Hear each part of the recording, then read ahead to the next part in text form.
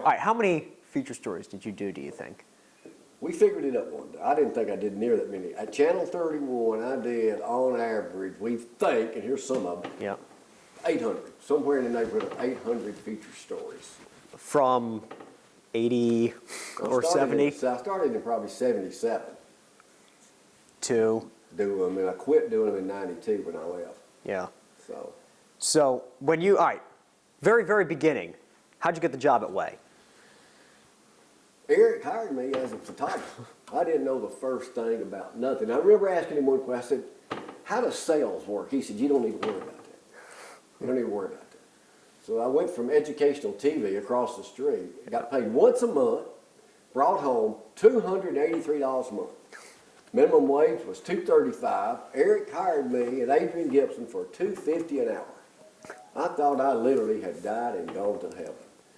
Started producing the film in the back, shooting sports at night. Then went into being a regular person, I guess. And it was the best job I'd ever had in my life. And still is. It's just, you know, it was good. What did you do before country? Was it always features or did you do regular news too? Nope. Nothing but features. Nothing but features. I only did features. Eric hired me at, minimum wage was $235 an hour. And I'd gone from $283 a month to that. And I thought, oh man, I'm going to work at Channel 31. I'd gone to all 3 stations in Huntsville once, twice a month for 2 years trying to get a job. And I was working at ETV, film editor. And finally, 31 hired me and the rest is history. So loved it. Never had a bad day there probably. Aside from the bear, because we'll get to that. The bear was probably, like History Channel was here 6 months ago, interviewed us for 5.5 hours about that bear race. That's my most famous story. I mean, that ain't really a country rover story. That's just what you call getting the hell beat out of you. But it was a live shot, 1981, Labor Day, 1981. Get out there, I got my little brother's wrestling suit on.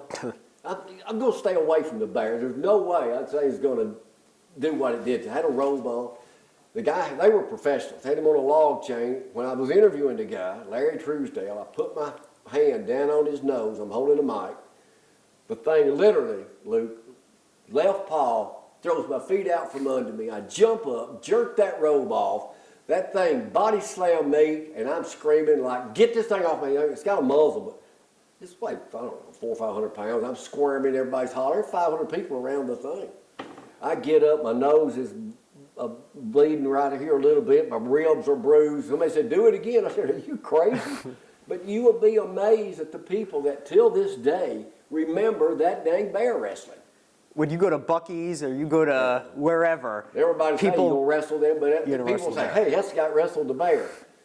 It's you know, it was fun to do. I did that in 1981. A lot of my stuff that I did crazier stuff was younger I was, like you know, your age. You know, I'd do stuff like that. But the older you get, you just kind of mellow out a little bit. Why was the bear there in the first place? What was the main attraction of the Madison County J.C.'s Fair, and it was Labor Day. That was the big deal back in North Alabama in those days. Yeah. And that was the main attraction. Aside from the bear, yeah, what do you remember? What's a couple country rovers that stick out? Flying with the Thunderbirds, yep. Also in 1981, when I did probably the first selfie ever at 700 miles an hour. I had Dick Van Valkenburg, this name will go back a long way from people in North Alabama. He covered all the accidents. I had his silent Canon film camera in the cockpit of that plane. Took a selfie doing 700 miles an hour before I threw up all over the place.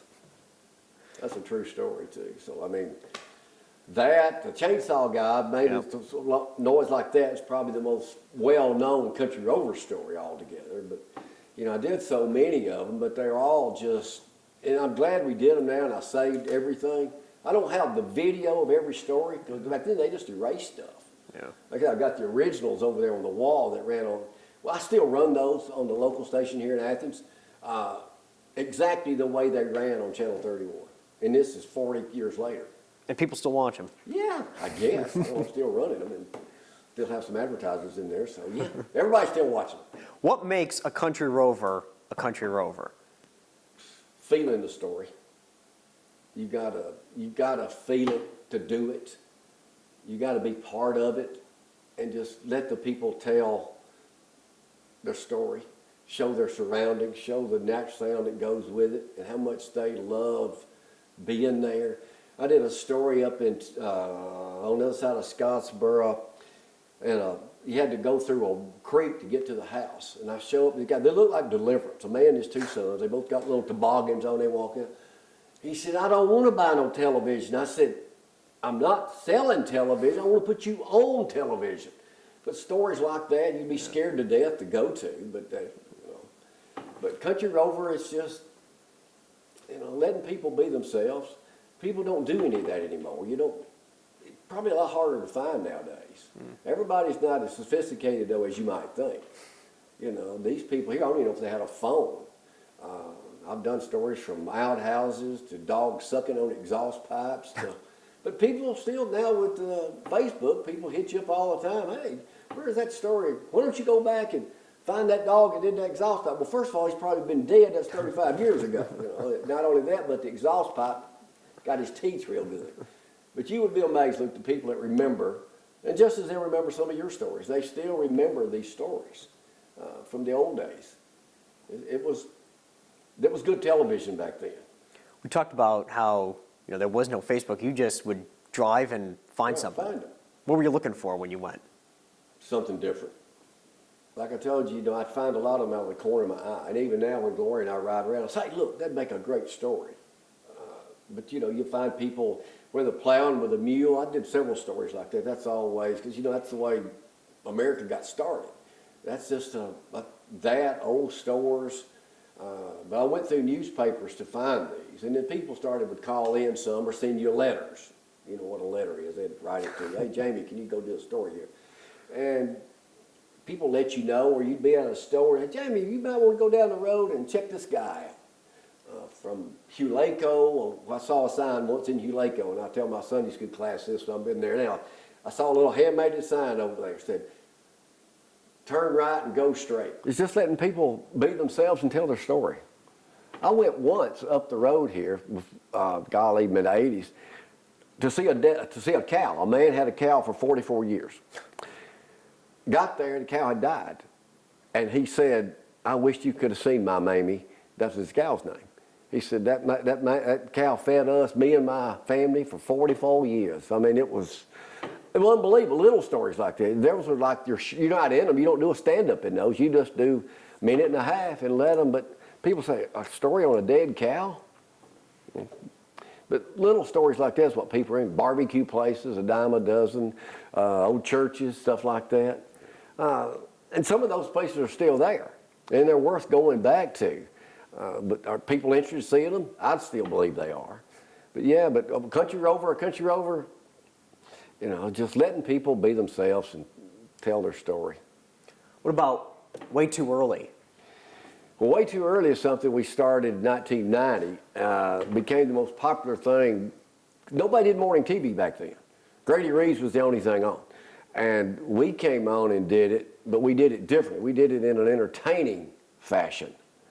With Gary Dobbs and me, and we did it. But what happened, we were able to sell and make new money coming in at 6 o'clock in the morning they didn't have before. That was the key to it.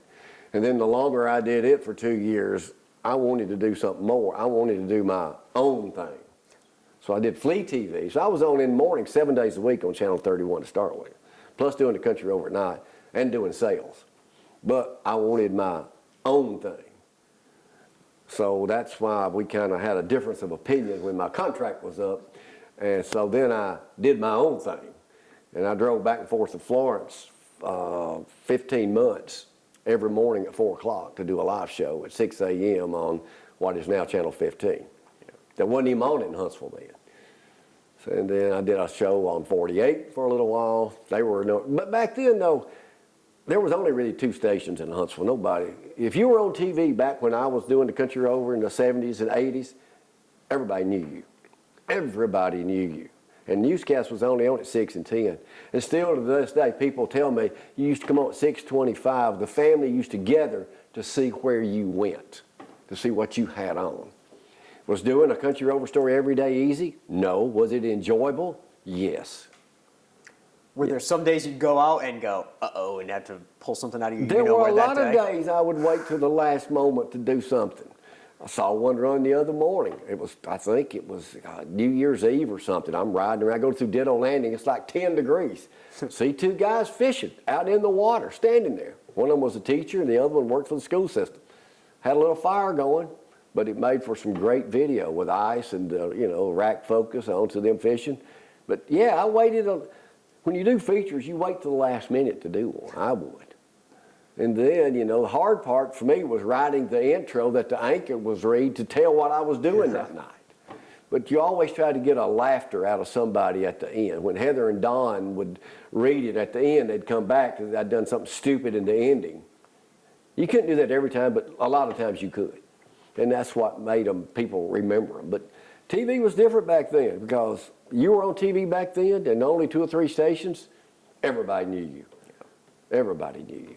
And you could get away with it. The one I'm thinking of now is the monster truck one, where you stand there and they kick up all the things. We went back and we talked to him a couple of weeks ago. I saw it. He was a good Don guy. Maples, yeah. Don Maples, he was a good guy. I thought his truck was going to be there. Gone. But I did. He used to have not a Camaro, a Chevette, one of them little bitty cars, and he had it jacked up this high. Now, also, a lot of people remember me doing animals. I've done stuff with not only the bear, but people that raised these pet tigers and all this stuff, dogs. Don Maples had a tiger. Yeah, that's what he said. And and you get out there in the end, you make them try to bite you or whatever. They bit me because I wouldn't try it. They would just bite, singing dogs. I mean, you name it, I've done everything.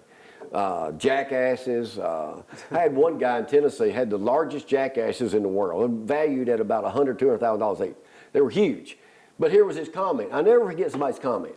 He said, well, if we go back, the gas gets too high, everybody have to go back to riding donkeys. And I'm thinking, what country you living in, man? I mean, then one woman is still, we run across her relatives every now and then. They'll come up and say, you remember my aunt on TV? I did a thing on a guy sold gourds on the side of the road. So I interview her. She said, well, tell you the truth, this is the closest I ever been to a gourd. Thinking, really? You're going to tell me that? Now you're famous for saying that. Yeah. But you remember what people tell you. I did some famous people too. I was with Alabama a lot. But people, in the June Jam, I did it every year. But people don't remember a lot of stuff like that. They remember that person that, the snake handling church, or the guy that lived in his truck, the van, who had a water bed in the back of his van and ate possum for dinner. I mean, he was the night watchman there, but they remember stuff like that. I mean. And you left, what, 30-ish years ago? 30 years. I left in 92. 92, so 30 years to 30 the dot. years ago. And you still got everything. Got all my notebooks, got every script. I just don't have it all, because back then we didn't save a lot of video. Yeah. I've got 16 millimeter film, but yeah, I've got all that. One of these days I'm hope to get everything in a book called No Hope for New Hope. But when you do, some people are jealous because you do it. Some people, but most people, it was a very enjoyable experience. It was the best job in television. Nobody told me what to do. Nobody told me to go do a feature. You had to do them on your own. Nobody used my equipment, and I shot most every one of them by myself. 90% of them by myself. Yeah, with a lot more equipment than this. You earned it back in those days. You earned it. You would shoot it out there. Let's say you got a story in Hollywood. Yeah, you got to schlep all the way back, and you edited it all in-house. Yeah, but it wouldn't run that day. Okay. No, rarely would I do a story had to run that day. What I would do back when we got the video equipment, I would sit at home or wherever I was, put the tape in, watch it, shot sheet it. I would shot sheet the story, and then I would come back and write it. Because I've already written my ending, because it's already in the stand-up's already in the piece. And then I would write it, match to the video. I matched my video to the story. The story was written to the video. How often do you go through this stuff? Hardly ever. I mean, because she'll say, you don't need to go back, and Gloria say, you don't need to go back and start reminiscing about all that stuff. A lot of it's faded now, but it's all in order. Every bit of it's in order. It's trying to find another picture or something. Oops. I don't know if there's any pictures in here or not, but there's plenty of pictures on the wall and everything else. But Gloria's my country rover, Jamie Cooper. Speaking of that was my tag. Yeah. We will go places now, and people will literally say, I'm your country rover, Jamie Cooper. I'm your country rover, Jamie Cooper. It happens all the time. People will say that. That was my tag, and it just caught on. Did you come up with Country Rover? Yeah, basically, a news director that we had there, he and I came up with trying to do a feature piece. And this was right when you got hired? Yeah, about 2 or 3 years later. Okay. Because, I had to be a photographer first for, news or whatever. But the guy I was with was Tony Beeson, and he was our feature reporter anchor. Yep. So I just picked it up from him. And all it is finding something unusual. I mean, you just can't go down to a mall and find something. I mean, that's not a feature story to me. A feature story is somebody out plowing or somebody out working, picking up cans on the side of the road, or a guy's been running a store for 70 years. That's a feature story. One of the best ones I ever did was on Doc Gray's. It's amazing now in Athens how many I probably did 30 stories here. The old man had the Gray and Holt downtown Athens, and he was like 80 then, but he's in his rocking chair. And I said, tell me something. He said, he looks up at me and he says, son, I bet you hard to please, ain't you? I said, no, sir. He said, you give me 2 things, all I ever need. I said, what's that? He said, whiskey and women. I ain't never picked up a damn golf stick in all my life. They didn't even have a phone in the place or a bathroom or whatever. They go back 2 years later and do a story on him. He's in a nursing home. They have 2 phones now. And a lady that worked there had been working there 50 years. She said, I never saw a crooked aught out of him. You know what that means? Crooked aught means he was as honest as a day is long. Aught is a 0. Okay. Never saw a crooked aught out of him. But you pick up little things like that. But Athens, man, I did a lot of stories here. I did a lot of stories in Gunnersville, Florence. But Athens probably, ironically, now that we've been here 20 years, more than ever, I did stories here. By happenstance? Do what? By happenstance? Yeah. That's where you found it? Yeah, just found out about it. I used to know every newspaper in North Alabama, from the Scottsboro Sentinel, the Elk Valley Times, and Fayetteville. Did a story on a lady there that every Tuesday they was out selling them for a dime on the street, she and her son. Florence Day, papers have lost their luster nowadays. Yeah. Everything's online. But, I'd go through, golly, probably 30, 40, 50 newspapers a week. Ink stains all over the house when from your hands. But that's how you get most of your information. So, but feature stories, they're still out there. You just got to find them. What do you do now? Other than take pictures at Buc-ee's with people. What do I do now? So I did morning TV for 30 years. Yep. Got up at 2 o'clock in the morning for 30 years. Gloria slept late. She didn't get up till 3. I still get up about 4:30 every day and exercise. We'll try to stay in shape as much as possible. I still go to bed 7, 8 o'clock at night, or go in there in bed and watch TV and then try to go to sleep around. I just cannot do nights. What I do now, nothing. As little as possible, basically. Well, you're still involved in. I see you down at the pictures at the square. You go to all the events. We cover a lot of stuff for social media. But I don't consider that work. Well, not work, but what do you do? We're involved in our church a lot, right up there with Lindsay Lane Baptist Church. We do a lot of stuff there, but now we cover a lot of stuff. Yeah. But now that ain't work. That's fun stuff. Sure. We just did the parade here for the 19th year in a row. We air it, about 20 times a month of December through Christmas. We still have some advertisers, thank goodness. But it's all in the TV business. I know it's changed so much, but it's all about who you gotta. If you can't sell yourself, you can't do anything. You got to be able to say not only to the public, but to potential advertisers too. That's probably changed a lot now, but that's the way it was back when I did it, and it worked for me. It worked great for me. I'm dating right now with Country Boy Eddie. Everybody grew up watching him up here. He was on Birmingham TV for 37 years, 38 years. He's just turned 92 this week. And he's had me down to do his funeral for the last 10 years, but he's my mentor. I went to him back in the old days. I wanted to start morning TV. Met with him down near Birmingham at the Jack's restaurant. And he told me all this stuff, what he did. And he ad-libbed the whole thing. I've never used a prompter in my life. Never used an alarm clock in my life. You just got to be self-motivated. That's what it is. It's just like when you do a feature story, you gotta go do it. You got to get that person to like you, or they're not going to tell you anything. So basically, just be yourself and let them be themselves. The way I want people to remember me when I'm long gone and gone upstairs, and it's just to say, he was like the guy next door. People liked him. He was easy to get along with, and he spoke his mind of what he believed in. And he was a good person. And he told you the way it was and didn't hesitate to or get anything political about it. He just told you, hey, this is who I am. This is what I do. I hope you like what I did. Oh, Mike, that's a tough question. What would I like to do one more time? Well, it sure ain't going to be wrestle a bear, I can tell you that. It ain't going to be wrestle a bear. One more time, I'd like to tell more stories because people remember them, they relate to them, and they're heartfelt. People really enjoy that type stuff. I'd like to tell more stories about regular, everyday people.